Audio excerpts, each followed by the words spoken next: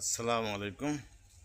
আজকে সূরা জুমুহ ৬২ ১১ আয়াত ২ রুকু মাদানী।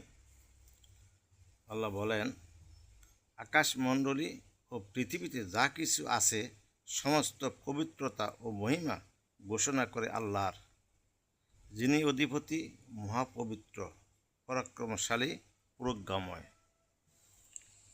তিনি উম্মদের মধ্যে একজন রাসূল পাঠিয়েছেন, তাদের মধ্য হইতে যে তাদের নিকট আবৃত্তি করে তাহার আয়াতসমূহ তাদেরকে পবিত্র করে এবং শিক্ষা দেয় কিতাব ও হিকমত।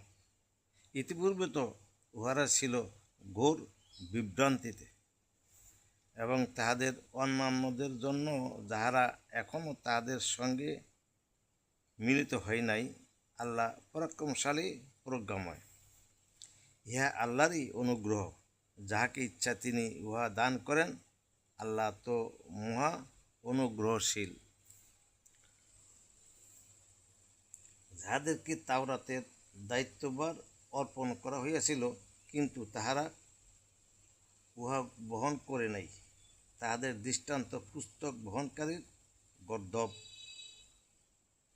কত নিকৃষ্ট যে সম্প্রদায়ের দৃষ্টান্ত, যাহারা আল্লাহর আয়াতসমূহ অস্বীকার করে। আল্লাহ জালিম সম্প্রদায়কে সৎপথে পরিচালিত করেন না।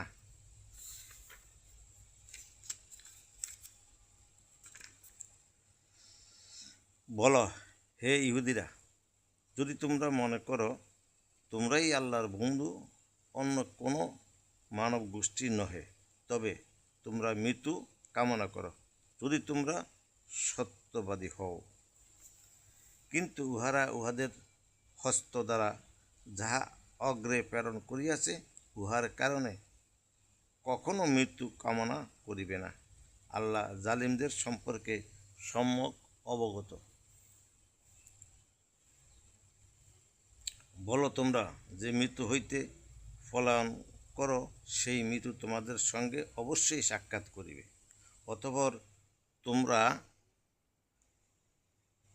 প্রত্যান্বিত হইবে অদৃশ্য ও দৃশ্যের পরিজ্ঞাতায় আল্লাহর নিকট, এবং তিনি তোমাদেরকে জানাইয়া দিবেন যাহা তোমরা করিতে। আল্লাহ পাক আমাদেরকে কোরআনে কারিম থেকে যে শিক্ষা আমরা পাইতেছি তা আমল করার তৌফিক দান করুক। আমিন সুম্মা আমিন।